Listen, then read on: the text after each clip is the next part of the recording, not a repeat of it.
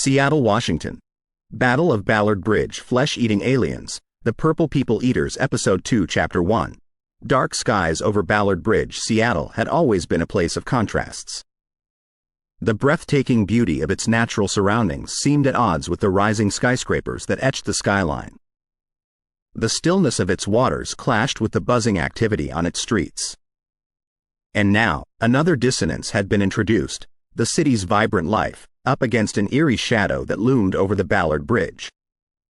The news from Jacksonville had resonated throughout the nation, but for most Seattle residents, it was a horror happening elsewhere, a distant event that made for good dinner conversation. The Purple People Eater, as the media had labeled it, was someone else's problem. That sentiment, however, was about to change. Meredith and John McKenna had spent a delightful Saturday morning shopping in Ballard, planning to have lunch by the water. Their twin boys, Liam and Logan, always loved watching the boats and seagulls. The sun was bright but the wind cold, a typical Seattle blend, and the bridge's walkway was a panorama of locals and tourists alike. The couple stopped midway to take a family selfie, with the impressive Ballard Bridge stretching behind them. As John focused his camera, Meredith noticed Logan pointing excitedly at something in the water. "Look, Mommy! Purple lights!" Logan exclaimed, tugging at her sleeve.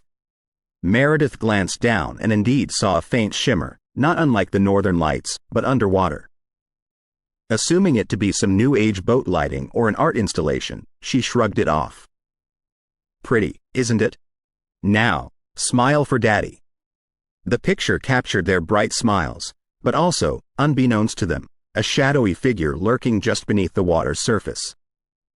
Finishing their lunch, Meredith felt an unexpected chill. She looked around, but everything seemed normal. People were laughing, birds were chirping, and the sun was shining. Shaking off the uneasy feeling, she collected their things. As they made their way back across the bridge, Logan dropped his toy boat, which clattered and rolled towards the edge. Without thinking, he ran after it. Just as he was about to grasp it, a long, translucent tentacle shot out from below, coiling around the little boy's wrist and pulling him off his feet. Meredith screamed, her voice piercing the air, as John lunged forward. The crowd watched in frozen horror as a second tentacle wrapped around Logan's ankle. Liam cried out, reaching for his brother, but John pulled him back, his eyes locked on Logan, struggling in the alien's grasp. A group of onlookers rushed forward, trying to free the boy. But with each pull, the creature tightened its grip, its purplish hue becoming more vibrant as it absorbed the sunlight. Amidst the chaos, a loud horn blared. A large cargo ship approached the bridge. Sensing the impending danger, the creature retreated, releasing Logan and disappearing into the depths. The onlookers, gasping for breath, managed to pull Logan to safety just as the ship passed. Meredith clutched her son, sobbing uncontrollably, while John, pale and shaking, tried to comfort them both. Word of the incident spread like wildfire, and within hours, local news stations were swarming the bridge, interviewing witnesses, and broadcasting the McKenna's traumatic experience nationwide. The video of the incident, caught by a teenager's smartphone, quickly went viral. Panic ensued. The Purple People Eater had moved to Seattle. By evening, the bridge was cordoned off, with police and federal agents everywhere. But the damage was done. The McKenna family's ordeal was a clear message. The creature had evolved, becoming more brazen, and no one was safe. As the sun set, painting the sky with hues of orange and purple, the city's residents looked on with a mix of awe and dread. For beneath the beauty of the twilight, a darker shadow loomed, heralding a new chapter in the saga of the Purple People Eater. Seattle's ordeal had just begun. Chapter 2. Call for Strongway. Murray Strongway's phone buzzed at 2 a.m. The notification displayed, Chief Ramirez, Seattle PD. He sighed deeply, already dreading the conversation. "Strongway," he answered tersely, his voice gravelly from sleep. "It's happening here," Ramirez said without preamble, panic evident in his tone. "We've seen that thing, and it's worse than we imagined." Murray sat upright, a weight settling in his chest. Not again. Memories of Jacksonville, of the fear, the confusion, the losses, flooded back. Those violet-hued creatures that seemed impossible to pin down. They've evolved, Strongway, Ramirez continued, voice shaky. It just disappeared in broad daylight. Vanished without a trace. Murray pinched the bridge of his nose, his mind racing. Okay, fill me in. As Ramirez detailed the Ballard Bridge incident, Murray's hands tightened around the phone, his knuckles white. He felt a familiar rage bubbling inside him, a burning need to end this nightmare once and for all. Yet, the fear also lingered, reminding him of how deadly and unpredictable these creatures could be. I'll be on the first flight out, Murray promised when Ramirez finished. Murray's journey to Seattle was haunted by flashbacks from Jacksonville. The cries of the missing echoed in his ears, their faces appearing in sporadic bursts. He remembered the final confrontation on the Dame Point Bridge, where they had managed to deter the creature, but not without significant casualties. The weight of those lost lives pressed on Murray, pulling him further into a well of guilt. Landing in Seattle, the somber atmosphere was palpable. The bustling city felt silent, muted by fear. Murray was met by a task force led by Ramirez, and they immediately headed for the Ballard Bridge. Walking on the bridge, Murray could sense the creature. It was there, lurking, watching. He felt an unusual tug at the back of his mind, a whispering that was both eerie and magnetic. Shaking off the sensation, he turned to Ramirez. We need to act fast. Before any strategies could be discussed, a low, melodic hum filled the air. Looking out over the water, Murray's eyes widened in horror as he saw a shimmering reflection, a distortion like a heat wave. The creature was there, but also not. Its new camouflage abilities were at play, manipulating light and sound to mask its presence. A scream pierced the quiet.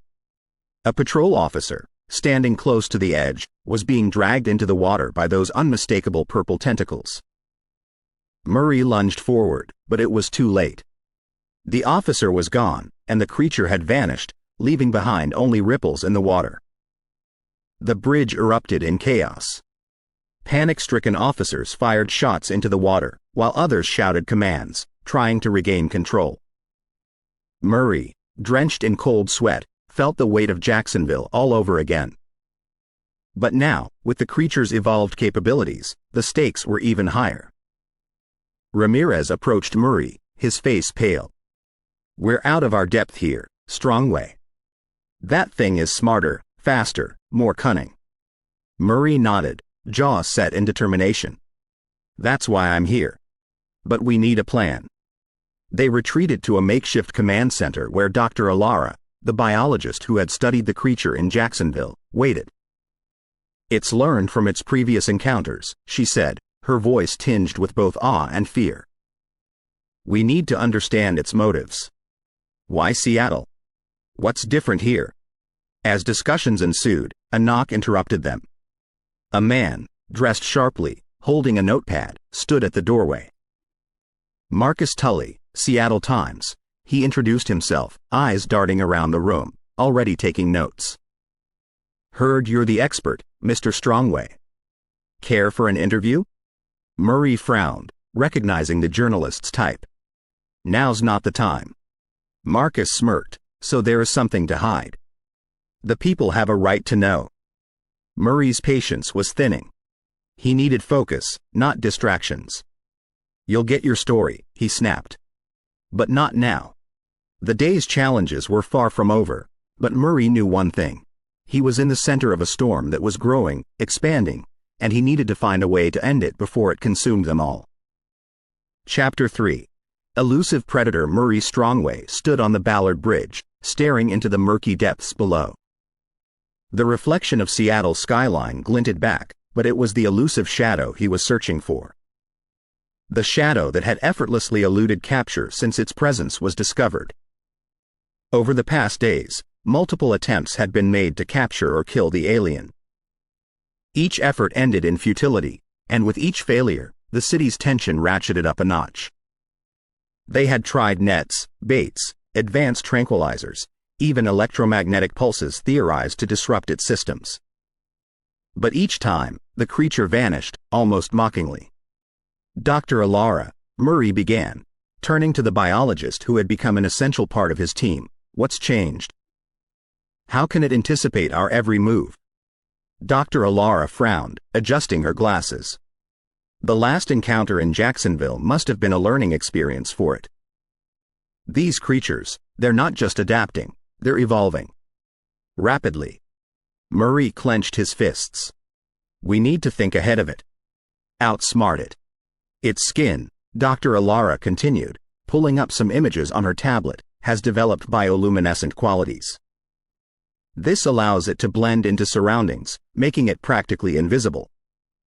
It's a defense mechanism that we've seen in some marine life, but never at this advanced level." "But it's not just the camouflage," Murray countered. "It seems to know our plans, our strategies." The room grew silent for a moment before Dr. Elara replied, "There are rumors, Murray. Whispers in the corridors, suggesting that someone on the inside is helping it. Feeding it information." Murray's eyes darkened. "Who would do such a thing? And why?" "Perhaps someone who wants to see it thrive. Study it. Exploit it. Maybe even weaponize it." Dr. Elara's voice trembled, hinting at the terrifying implications. The two were interrupted by a commotion outside. Rushing to the window, they saw a crowd gathered around a screen. A video played, showing a raw, unedited clip of the creature in action. The brutal force, the swiftness, and the ease with which it took its victims were all on display for the world to see. "This went viral," a young officer whispered, eyes glued to the screen. "The world now knows what we're dealing with." Murray felt a cold shiver run down his spine. The situation was spiraling out of control. With the creature's abilities and a potential mole in their midst, the odds were stacking up against them. Marcus Tully, the persistent journalist, saw this as another opportunity. Pushing his way to the front, he began a live broadcast. "The question everyone is asking, is the Orion Group, with Mr. Strongway at the helm, hiding more than they reveal? Is there a deeper conspiracy?" Murray's patience snapped. Grabbing Marcus by the collar, he growled, "Now's not the time for conspiracy theories. We have a real threat, and your antics aren't helping." Marcus, undeterred, smirked. "Maybe if you were more transparent, the public would trust you more." "What else aren't you telling us, Strongway?" Dr. Elara intervened, pulling Murray back. "We need to focus on the creature. Not this." The next few days were a blur of activity. The task force implemented double checks, vetting each member to weed out potential traitors. Surveillance was heightened, and the city was on high alert. Yet, despite their efforts, the creature seemed to be always one step ahead. An ambush at Pike Place Market resulted in more casualties, with the creature slipping away at the last moment. Another encounter near the Space Needle ended with it disappearing into the city skyline. The city's morale was at an all-time low. Whispers of the insider grew louder, with fingers pointed and trust dwindling. Late one night, as Murray pored over the city's blueprints, Dr. Elara made a startling discovery. "Look at this," she said, showing him a pattern of the creature's appearances and disappearances. Murray stared at the screen, realization dawning. "It's not random. It's following a path." Dr. Elara nodded.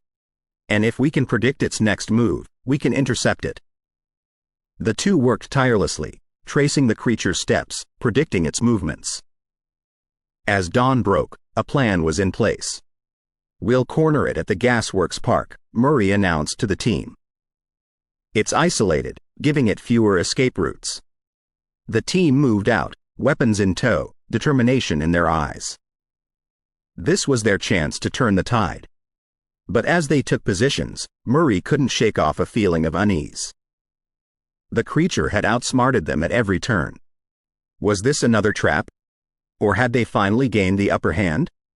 As the sun set, casting eerie shadows over the park, the city held its breath, waiting for the next chapter in the saga of the elusive predator. Chapter 4. Media Onslaught Seattle, once known for its beautiful waterfronts and magnificent skyline, was now a city gripped in terror. But it wasn't just the monster lurking in its shadows that was sowing the seeds of chaos. Marcus Tully, a sharp-eyed journalist with a penchant for conspiracy theories, had been following the story of the Purple People Eater since its first appearance in Jacksonville. He had initially dismissed the rumors of its existence as baseless hysteria, but the events in Seattle made him reevaluate everything. The video that had recently gone viral was his jackpot. In it, the creature was a translucent nightmare, its shimmering skin rendering it nearly invisible, save for the occasional glint of light. Its brutal takedown of a civilian, in broad daylight no less, had shocked everyone. As the video ended, Marcus, in his studio at Seattle News, turned to face the camera, his expression solemn. "The footage you just witnessed has been verified authentic. The question we need to ask is, what is the Orion Group doing? And why is this happening under Marie Strongway's watch?" The insinuations in his tone were clear, and viewers across the city, already scared, began to doubt the one organization that had promised them safety. Protests erupted outside the Orion Group's headquarters, their chants echoing Murray's name, demanding answers. Inside, Murray stared at the telecast, his face pale. "This is a nightmare," he muttered. "It's worse," Dr. Elara said, her voice tight. "Marcus Tully has a massive following. People trust him. And now they're doubting us." The internal strife was palpable. The Orion Group, once a unified front, was splintering. Members questioned decisions, strategies were doubted, and the potential mole's rumors only added fuel to the fire. "I need to address this," Murray decided. "Go public. Give them the truth." But before he could act on his decision, a breaking news alert flashed across every screen in the city. Marcus, looking grim, appeared on screen. "Ladies and gentlemen, I've just been handed evidence suggesting a potential cover-up by the Orion Group. A whistleblower from within has shared classified documents indicating that the group had information about the creature's existence long before it appeared in Jacksonville." The screen split to show blurred documents, the Orion Group's logo prominent. Details were scant, but the implications were clear. The city erupted. Crowds gathered, demanding transparency, their anger directed squarely at Murray and his team. Facing the ire, Murray decided to hold an emergency press conference. Under the glaring lights, with cameras broadcasting to millions, he stood resolute. "The Orion Group has always acted in humanity's best interest," he began, voice steady. "The events in Jacksonville were unforeseen, and we're doing everything in our power to address the situation here in Seattle." But the crowd was restless, Marcus's revelations fresh in their minds. Shouts rang out, demanding answers about the leaked documents. Sighing, Murray said, "We did have some intel, but it was vague and inconclusive. We couldn't act on mere suspicions. But I assure you, from the moment we realized the threat was real, we've been dedicated to countering it." Marcus, ever the opportunist, was present, mic in hand. "But the public's trust has been shattered, Mr. Strongway. How do you plan to regain it?" With a steely gaze, Murray responded, "By capturing that creature. Ensuring our city's safety. Actions speak louder than words." As the conference ended, Dr. Elara approached Murray, concern evident. "The documents Marcus showed, they're fake. We had no such intel." Murray nodded. "I know. But someone wants to discredit us. The mole, perhaps?" Dr. Elara shivered. "With the city against us and a traitor in our midst, our task just got a whole lot tougher." As night blanketed Seattle, the creature's hunting resumed, adding more urgency to their mission. But now, the Orion Group faced a dual threat, a city that no longer trusted them and an enemy hiding in plain sight. The hunt was on, not just for the Purple People Eater, but for the truth itself. Chapter 5. The hidden lair, the city's heartbeat, was a mix of fear and betrayal. Between the alien menace and the alleged treachery of the Orion Group, every shadow harbored a potential threat, every alley whispered of danger. But Murray and his team were unyielding in their determination. Using an array of tools and tracking methods, they zeroed in on the Ballard Bridge area, sensing that the aliens' activity was most concentrated there. One cold night, with fog blanketing the waterfront, Dr. Elara, accompanied by a team of the Orion Group's best, set out on an explorative mission.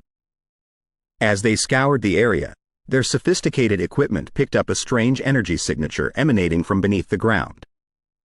"The readings are off the charts," exclaimed Leo, their tech specialist. "It's coming from right under here."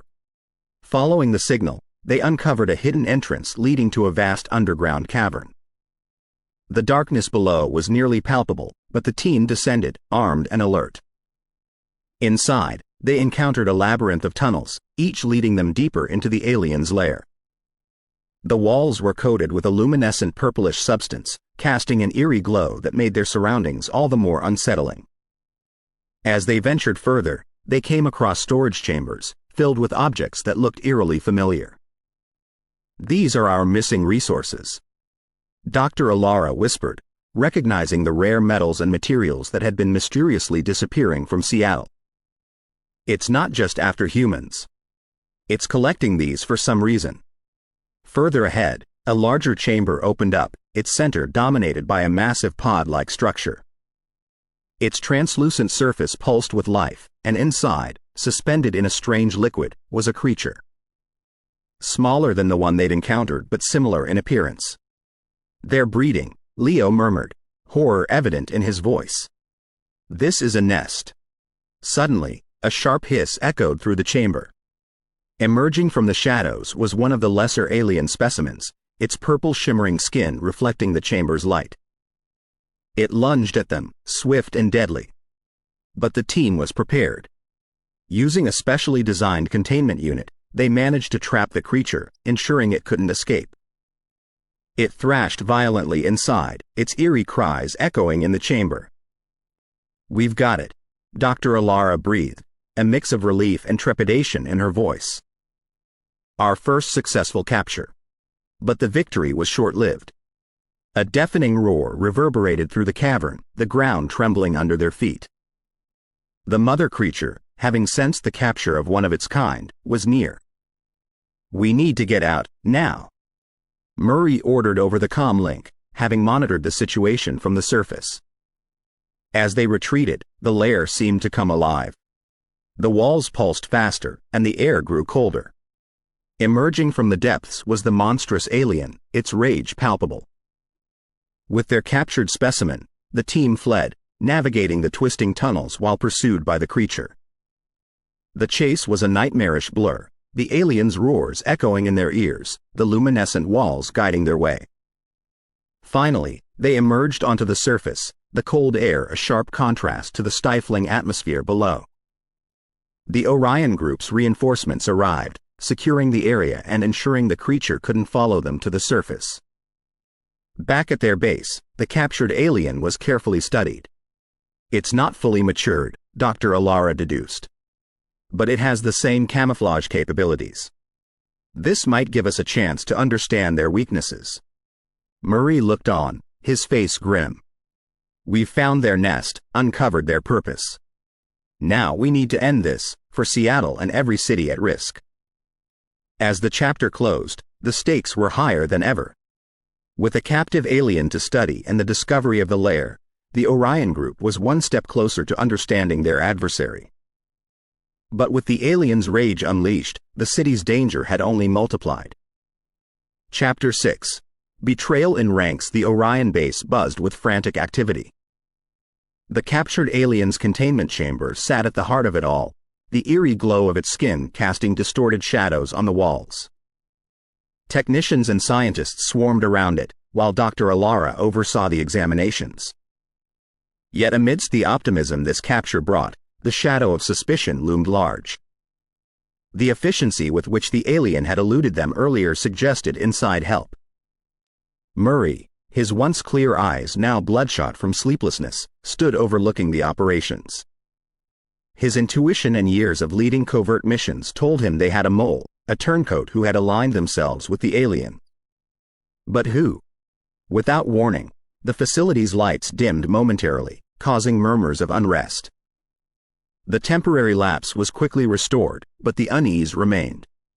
The creature, sensing the disturbance, became more animated, its pulsations growing frantic.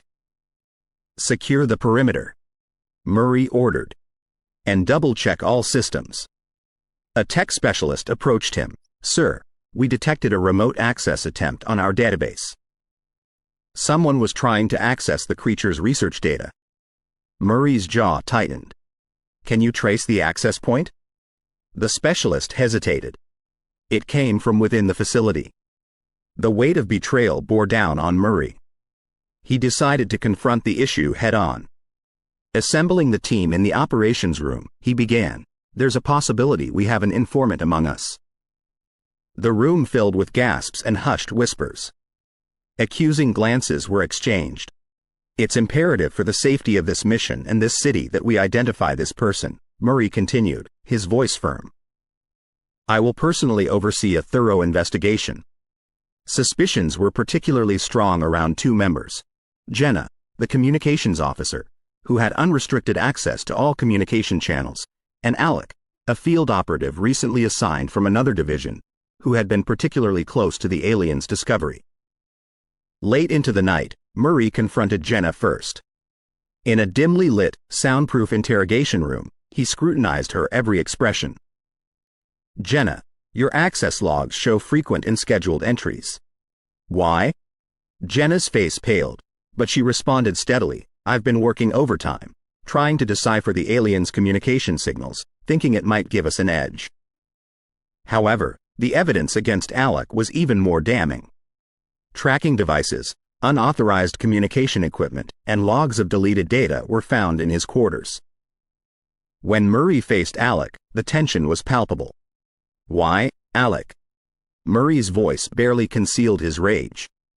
Alec, cornered, revealed an unexpected twist. "It's not what you think. I've been gathering evidence against the Orion Group's upper echelons. There's corruption, Murray. They might be trading alien intelligence for power and profit." Murray hesitated, torn between the loyalty to the organization he served and the duty to expose any wrong. As he pondered, an alarm sounded. "We have a breach." Leo's voice echoed, panic evident. As the team scrambled, they realized the breach's location. It was a trap set for them in the alien's containment chamber. The creature, frenzied and more aggressive than before, had broken free, its containment proving insufficient. The team found themselves locked in the chamber, the walls echoing with the creature's haunting sounds. The shimmering glow of the creature intensified, making it difficult to determine its exact location. Murray, realizing the dire situation, shouted, "Form a defensive circle, weapons ready." The lights above began to flicker, plunging them into periods of utter darkness. Heartbeats were audible, and fear was a tangible entity. When the lights returned, the creature lunged. Quick reflexes and well-aimed shots managed to deter its assault, but the message was clear. They were sitting ducks. Suddenly, Alec, using his covert gear, managed to override the chamber's security. "This way," he yelled, directing the team to a narrow exit. As they spilled out, gasping for breath, the base was in chaos. Systems were compromised, with doors locking and unlocking at random and lights behaving erratically. "Who's controlling this?" Murray roared. In the midst of the pandemonium, a screen flickered to life, revealing a hooded figure. "Your misguided attempts to contain the superior beings will be your downfall, Orion Group. You think you've seen the worst of them? You've seen nothing yet." The message sent shivers down every spine, underscoring the reality of the treachery within. Recovering from the immediate threat, Murray faced a new challenge. The creature was on the loose, the traitor was yet unidentified, and the very integrity of the Orion Group was under question. The stakes were higher than ever, and the future never seemed more uncertain. In the shadows, the battle for control, trust, and survival raged on. The episode was far from its conclusion, and the horrors were only beginning. Chapter 7. Revelation: The Orion base was a pressure cooker. The previously contained alien specimen, while less formidable than the primary creature, was the team's only tangible link to understanding their adversary. Dr. Elara, together with a dedicated team of linguists and behaviorists, had been working tirelessly to decipher the cryptic communications of the captured entity. Within the depths of the facility, Dr. Elara studied the creature's shimmering patterns on its translucent skin. With each pulse of light, her equipment captured the spectrum, translating it into a sequence of sound waves. After hours of repetitive playback, patterns began to emerge. "Listen," Dr. Elara whispered to Jenna, the communications officer who had been cleared of all suspicions. Jenna leaned in, her headphones capturing the rhythmic tones. A sequence of beats, resembling Morse code, repeated itself. "It's a pattern, a language," Jenna realized. She quickly started plotting out the pattern on her tablet. Through intense collaboration, a rudimentary translation matrix was created. The sequence was a message, a set of instructions. It spoke of preparation, analysis, and expansion. Dr. Elara, her excitement palpable, relayed the findings to Murray. "This isn't just a singular event, Murray. Seattle is their testing ground. They're analyzing us, our tactics, our reactions, refining their methods. Once satisfied, they will expand." Murray's expression darkened. "You're suggesting they're using Seattle to perfect their infiltration techniques for larger cities?" Dr. Elara nodded gravely. "Places with more population density. Places like Boston, New York, or LA. Murray's mind raced. "We need to turn the tables on them." Leo, the strategist, joined the conversation. "We use the lesser alien specimen. Understand its physiology, its weaknesses. If it shares a hive-mind connection with the primary creature, maybe, just maybe, we can use it to send a feedback loop, disorient the main creature." Time was of the essence. An isolated chamber was set up for the controlled experiment. The alien, seemingly aware of their plans, displayed signs of distress. Dr. Elara's equipment would stimulate its neural patterns, aiming to disrupt the potential hive-mind connection. Outside the chamber, Murray addressed the team. "We're attempting something unprecedented. Our city, our people, depend on us. We'll use their strategy against them." As the experiment commenced, the facility's lights began to flicker. The alien specimen's skin glowed a blinding hue of purple. Dr. Elara adjusted the frequencies, aiming for a resonance that would disturb its neural pathways. The pulsations became erratic, chaotic. Monitors displayed the primary creature's response. It exhibited similar erratic behavior, suggesting the connection between them. Suddenly, a surge of energy exploded from the chamber, sending a shockwave throughout the base. Systems malfunctioned momentarily but soon stabilized. "It worked," Leo exclaimed. "The primary creature is disoriented." However, the victory was short-lived. Within moments, an alarm sounded. Multiple entities detected. A technician shouted. The screen displayed numerous smaller, purple-tinted entities converging towards the base. "It's a counterattack," Murray realized. The creatures, identical to the captured specimen, moved with a synchronized precision, their intent clear. "They're retaliating for our actions on their kin," Dr. Elara whispered, horrified. As the base braced for impact, a strategy was hastily devised. Using the knowledge gleaned from the specimen, a sonic defense mechanism was activated. High-frequency waves, intolerable to the creatures, radiated from the facility. The creatures, while advanced, were vulnerable to these frequencies. One by one, they recoiled, their synchronized movement disrupted. It was a relentless battle of wits, with each side adapting and countering the other's moves. However, the defense held, and the creatures eventually retreated. The base was left in semi-darkness, the aftermath of the sonic defense having drained significant power. But there was a palpable sense of victory, albeit temporary. Murray, his face reflecting the weight of the day, addressed the team. "We've managed to deter them, but this isn't the end. It's a revelation of their intent, their capabilities.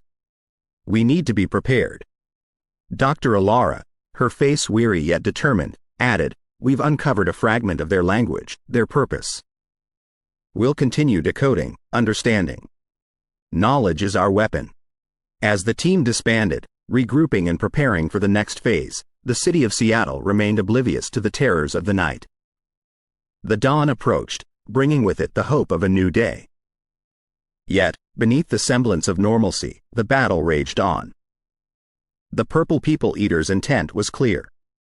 The question remained: would humanity rise to the challenge, or would they become mere footnotes in the annals of an alien conquest? Chapter 8. Hunt at dusk. Dusk descended upon Seattle, the sky awash with hues of purple and crimson, a perfect mirroring of the imminent threat looming over the city. Ballard Bridge, an architectural marvel by day, now transformed into the epicenter of a looming showdown. Murray and his team from the Orion Group amassed their arsenal, preparing for the operation. Every member knew the stakes. They were the last line of defense against an alien onslaught. The plan was clear. With intel suggesting that the alien would seek resources around the bridge at this particular time, they would corner it, using high-frequency generators to disrupt its masking abilities. A large semicircle formation was created, with special forces strategically positioned around the vicinity. At the heart of this formation was Dr. Elara, managing the frequency device. The silence was deafening. Every rustle, every whisper, seemed magnified. And then, almost imperceptibly, a faint shimmer appeared near the central pillar of the bridge. The alien was here. Leo, perched atop a vantage point, whispered into his comm, "Target sighted." Everyone, hold positions.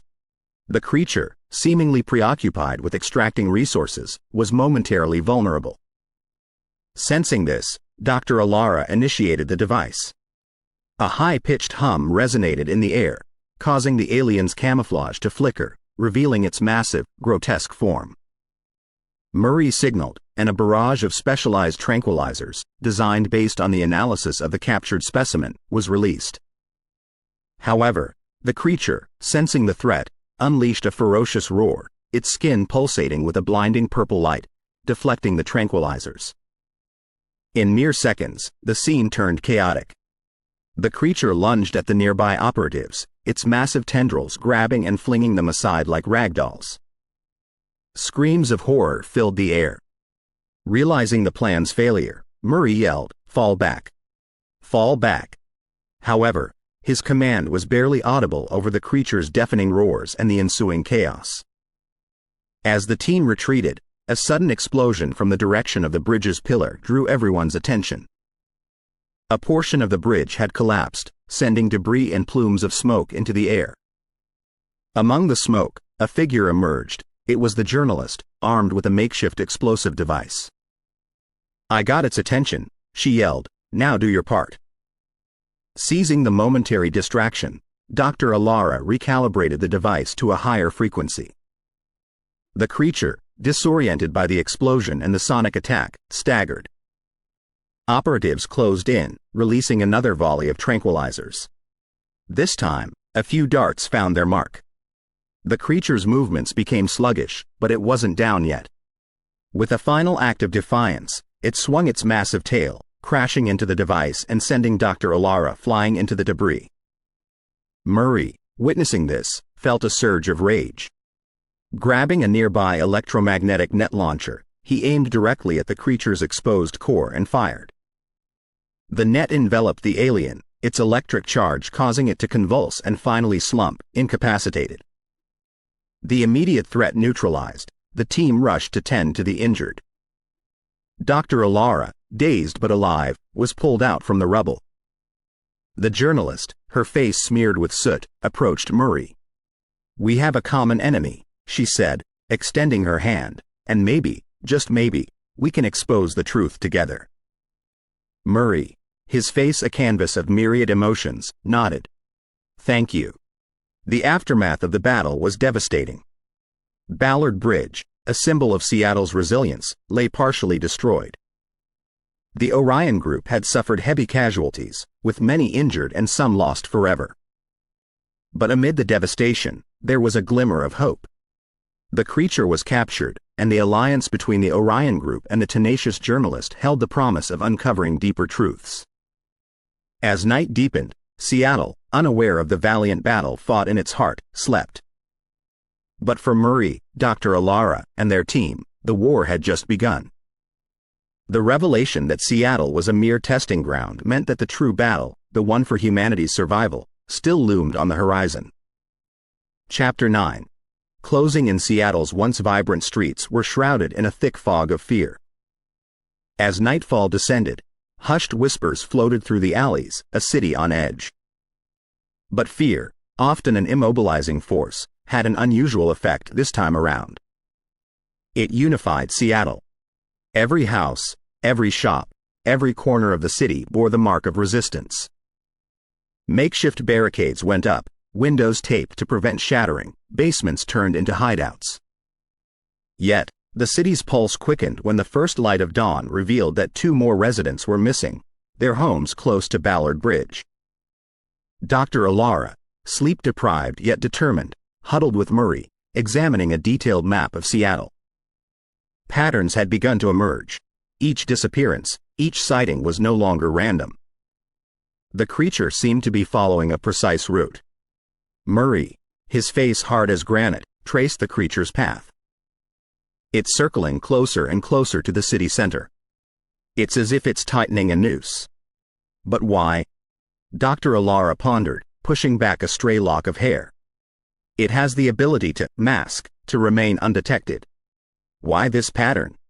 Just then, Leo, Murray's right-hand man, burst into the room, his face ashen. We've got a situation. We've identified the insider. Murray's eyes narrowed. Who? Leo handed him a photograph. It depicted a young woman, her striking blue eyes staring defiantly at the camera, Lana, a junior technician in the Orion Group. Dr. Elara gasped, but she's one of us. She was at Jacksonville. Leo interjected. Security feeds show her sabotaging equipment, and she's been secretly transmitting data. A silence engulfed the room. Betrayal, especially from within, was a wound that cut the deepest. Murray clenched his fists. Where is she now? Escaping, heading towards Pike Place Market. We believe she might rendezvous with the creature. Without wasting a moment, Murray, Dr. Elara, and a squad of the Orion Group dashed towards Pike Place, their vehicles roaring through the desolate streets. As they neared the market, a glimpse of Lana, wearing a dark hood, rushing into Post Alley, caught their attention. Murray and his team pursued, their footsteps echoing ominously. The alley was a labyrinth of narrow turns, shadowy corners, and dead ends. As they closed in, a voice echoed through a makeshift speaker system. You don't understand. They're not here to destroy. They're here to save. It was Lana's voice, distorted yet unmistakable. She continued, her tone desperate. The Earth's core is destabilizing. They've seen it happen to other planets. They're here to extract humans, to save us before Earth crumbles. Dr. Elara, her scientific mind racing, whispered, could she be telling the truth? What if this is some twisted form of salvation? But Murray, his eyes steely, replied, we decide our fate, not them. Suddenly, the alley was bathed in a blinding purple hue. The creature had arrived. Its translucent skin shimmered, tendrils ready to strike. The walls of the narrow alley amplified its already terrifying presence. However, the creature seemed hesitant, its focus on Lana, who stood, arms raised, communicating in a series of bizarre chirps and clicks. But before any further communication could take place, a deafening noise filled the air. Seattle had risen. From rooftops, windows, and street corners, the residents of Seattle bombarded the creature with everything they had. Pots, pans, fireworks, and flares. The creature, overwhelmed, thrashed violently. Lana screamed, her allegiance clear, but it was too late. The onslaught continued, the alien menace cornered and confused. Using the distraction, Murray signaled Leo, who unleashed a barrage of newly developed tranquilizers, further subduing the creature. As it slumped, defeated, A hush fell over Seattle. The city had united, standing tall against a threat that once seemed insurmountable. Lana, captured and restrained, looked at Marie with tear-filled eyes. "You don't understand," she cried. "They were here to help." Murray, his face reflecting the weight of leadership and the choices he had made, replied, "No, Lana. We choose our destiny. We stand, and we fight." As dawn broke over Seattle, the city, scarred but standing, prepared for what lay ahead. The battle was won, but the war was far from over. The fate of cities like Boston remained uncertain. But one thing was clear: humanity, when united, was a force to be reckoned with. And they were ready. Chapter 10. Endgame at Emerald City. Seattle's iconic skyline, dominated by the Space Needle, bore witness to a city transformed. Following the Ballard Bridge incident, the city's heart now beat with one unified purpose: survival. As dawn approached, a shimmering haze enveloped the city center, which the locals had taken to calling the Emerald Veil. It was neither mist nor fog, but a palpable manifestation of the aliens' enhanced camouflage abilities. The very air felt dense, electrified. Hidden within an underground bunker, Dr. Elara, eyes red from lack of sleep, studied data streams from all across Seattle. She noticed a concentration of energy spikes around the Space Needle. "They're here. And they're not just hiding," she whispered to herself, realization dawning. Rushing to share her findings with Murray, she burst into the command center. "It's not just about the abductions. The creature is harnessing the city's energy grid. It's converging at the Space Needle." Murray's brow furrowed. For what purpose? Before Dr. Elara could answer, a frenzied commotion broke out. A live feed displayed the Space Needle's shadowy silhouette being encompassed by a purplish aura. It began to pulse, the very structure resonating with an alien frequency. This wasn't just a sign of dominance, it was a beacon. Dr. Elara adjusted the display's filters, revealing a massive shadow descending from the sky. A mothership. Murray, the abductions, the energy siphoning, it's all connected. They're not just taking people. They're using our own resources, perhaps to fuel their next move. And if the beacon is active, they might be signaling others of their kind. Murray, feeling the weight of leadership, nodded grimly. "We need to disable that beacon, stop whatever they're planning, right now." Formulating a plan of attack, Murray and Dr. Elara led a squadron of Orion Group operatives, making their way to the base of the Space Needle. The surroundings were eerily silent, the once bustling streets now a ghostly expanse. But this quiet was deceptive. Every shadow, every echo, concealed a potential threat. Upon reaching the Needle's entrance, the team was met with resistance. The creature emerged, its form more terrifying than ever. Its skin pulsated with an ethereal light, tendrils reaching out, probing for its next victim. Murray, rallying his troops, shouted, "Distract and advance." Explosions rang out as grenades were hurled, creating a diversion. The creature recoiled, its concentration broken.